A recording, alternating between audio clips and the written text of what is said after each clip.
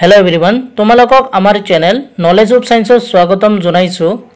আজি এই ভিডিওটোত আমি তোমালোকৰ আগত ক্লাস 12ৰ এছামিছৰ বৰগীত নামৰ চেপ্টাৰটোৰ এইটো 3 নম্বৰ ভিডিও। প্ৰথম আৰু দ্বিতীয় ভিডিওটোত আমি তোমালোকৰ বৰগীত নামৰ চেপ্টাৰটোৰ 1 নম্বৰ আৰু 2 নম্বৰ কোৱেশ্চনবোৰ দিছিলো আৰু আজি আমি দীঘল প্ৰশ্নৰ 3 নম্বৰ 4 নম্বৰ আৰু 5 নম্বৰ কোৱেশ্চন কেইটা কৰাই দিম। আৰু আজি আমাৰ বৰগীত নামৰ চেপ্টাৰটো কমপ্লিট হব আৰু আশা ৰাখিছো তোমালোকে সেই প্ৰথম আৰু দ্বিতীয় ভিডিওটো চাইছা।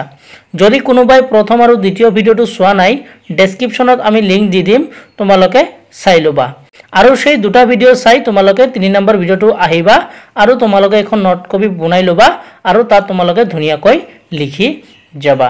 তো বলা আজি আমি ভিডিওটো স্টার্ট কৰিছো। 3 নম্বৰ কোৱেশ্চনটো কি দিয়া আছে, বৰগীতটিৰ মাজেৰে শ্ৰীকৃষ্ণৰ মানৱীয় আৰু ঐশ্বৰিক ৰূপ কিদৰে পৰিপুষ্ট হৈছে আলোচনা কৰা। তো ইয়াৰ উত্তৰটো তোমালোকে কেনেকৈ লিখিব পাৰা, তোমালোকে লিখিব পাৰা মহাপুৰুষ মাধৱদেৱৰ উঠৰে উদ্বাবু গোপাল হে বৰগীতটিৰ মাজেৰে ভগৱান শ্ৰীকৃষ্ণৰ মানৱীয় ৰূপ প্ৰকাশ কৰাৰ উপৰিও সমান্তৰালভাৱে ঐশ্বৰিক ৰূপ পৰিপুষ্ট হৈছে। প্ৰশ্নানুযায়ী তলত শ্ৰীকৃষ্ণৰ এই দ্বৈত ৰূপৰ বিষয়ে আলোচনা আগবঢ়োৱা হল। তো যেহেতু আমাৰ কোৱেশ্চনটোত মানৱীয় আৰু ঐশ্বৰিক দুটা ৰূপৰ বিষয়ে লিখিব গৈছে, সেই কাৰণে আমি কি কৰিলো সেই দুটা বিষয় আমি লিখিব লাগিব, সেই কাৰণে আমি তলত এটো লিখিছো, তোমালোকে চোৱা কি লিখিছো। ভগৱান শ্ৰীকৃষ্ণই সাধাৰণ মানৱ শিশু ৰূপে দৈৱকীৰ গৰ্ভত জন্মগ্ৰহণ কৰি যশোদাৰ মাতৃস্নেহত লালিত পালিত হৈছিল। আন 10জন মানৱ শিশুৰ দৰে শ্ৰীকৃষ্ণ দেৰিলৈকে শুই থকা বিছনাৰ পৰা উঠিব নখজা মাকৰ লগত অভিমান কৰা আৰু তাকে দেখি মাক যশোদাই পুত্ৰ স্নেহত আপ্লুত হৈ মৰমৰে বাপু কমল নয়ন বুলি সম্বোধন কৰি কৃষ্ণক কোলাত তুলি লৈ চুমা খাইছে। কৃষ্ণ একেদৰে সাধাৰণ শিশুৰ দৰে কোলাত উঠি আনন্দ অনুভৱ কৰিছে। তাৰ পিছত আমি ইয়াতে কি কৰিছো, অলপ কবিতাৰ লাইন তুলি দিছো, এইবোৰ লিখিলে তোমালোকে ভাল মাৰ্ক পাবা।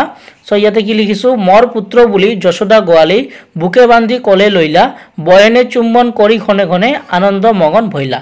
তোমালোকে এইটো লিখি দিবা। তাৰ পিছত কি লিখিছো চোৱা, এইখিনিতে শ্ৰীকৃষ্ণৰ মানৱী ৰূপ বৰগীতটিত প্ৰকাশ পাইছে। ইয়াৰ সমান্তৰালভাৱে মাধৱদেৱে কিন্তু শ্ৰীকৃষ্ণৰ ঐশ্বৰিক ৰূপটো প্ৰকাশ কৰিবলৈ পাহৰা নাই। সিদ্ধ মুনি ঋষিসকলে কঠোৰ সাধনা কৰিলেও যিজন শ্ৰীকৃষ্ণক বিচাৰি নাপায় সেইগৰাকী সৰ্বপুৰুষৰ শিৰৰ ভূষণ ভগৱান শ্ৰীকৃষ্ণক একান্ত ভক্তিৰ জৰিয়তে যশোদাই পুত্ৰৰূপে কোলাত ল'ব পাৰিছে।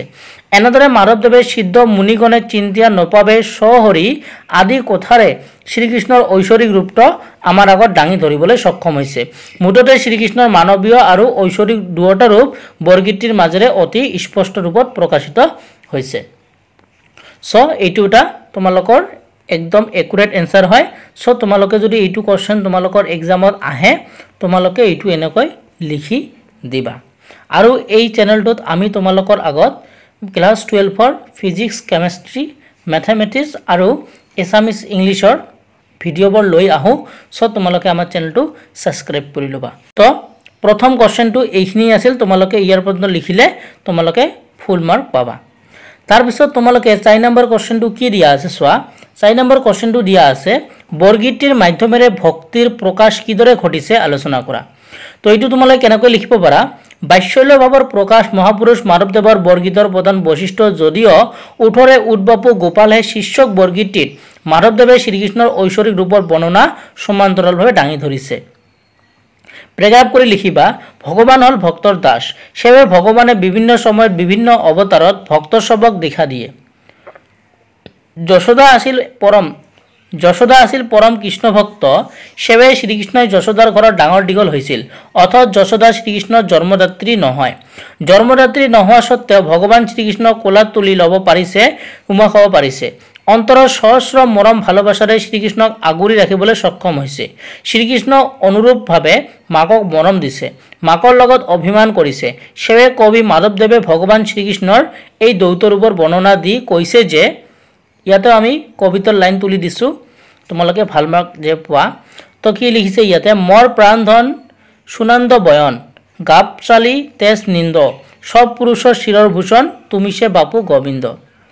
তাৰ পিছত প্ৰেগ্ৰাফ কৰি তোমালোকে লিখিবা, সিদ্ধ মুনিসকলে বহু ধ্যান বহু সাধনাৰ পাছতো যিজন ভগৱান শ্ৰীকৃষ্ণক বিচাৰি নাপায় পৰম ভক্তিৰ বলত যশোদাই সেইজনকে পুত্ৰৰূপে পাইছে। গতিকে ইয়াৰ জৰিয়তে ভক্তিৰ শ্ৰেষ্ঠত্ব প্ৰতিপন্ন কৰি ভগৱান যে ভক্তৰ অধীন সেই কথা হৃদয় স্পৰ্শ ৰূপত তুলি ধৰিছে। সো তোমালোকৰ যদি এই কোৱেশ্চনটো আহে তোমালোকে এইটো লিখি দিবা আৰু এইটো লিখিলে তোমালোকে ফুল মাৰ্ক পাবা। বহুত ধুনীয়াকৈ লিখি দিছোঁ, তো তোমালোকে এনেকৈ লিখিবা, তোমালোকে ফুল মাৰ্ক পাবা। যদি 5 মাৰ্ক আহে তোমালোকে 5 মাৰ্কে পাবা। আৰু তোমালোকে যদি আমাৰ হোৱাটছএপ গ্ৰুপত জইন হোৱা নাই তেনেহ'লে মই ডেছক্ৰিপশ্যনত লিংক দি দিম, তোমালোকে আমাৰ হোৱাটছএপ গ্ৰুপত জইন হ'বা। তাত আমি PDF-বোৰ দিওঁ আৰু ক্লাছ কেতিয়া হ'ব, কেতিয়া আমি ভিডিঅ' আপলোড কৰিম সেই বিষয়ে আমি তোমালোকক কওঁ। সো তোমালোকে আমাৰ হোৱাটছএপ গ্ৰুপত জইন হৈ ল'বা। ইয়াতে 5 নম্বৰ কোৱেশ্চনটো কি দিয়া আছে চোৱা, প্ৰসংগ সংগতি দোষাই ব্যাখ্যা কৰা। এইটো এটা মষ্ট ইম্পৰ্টেণ্ট হয়, তোমালোকে এইটো ভালকৈ লিখি ল'বা আৰু ধুনীয়াকৈ মুখস্থ কৰি ল'বা। কি দিছে চোৱা, ত্ৰিজগত পতি ভকতি মিলিল মুৰুখ মাধৱে বোলে। তো তোমালোকে জানা যে ব্যাখ্যা 3টা পেৰাগ্ৰাফত লিখিব লাগে।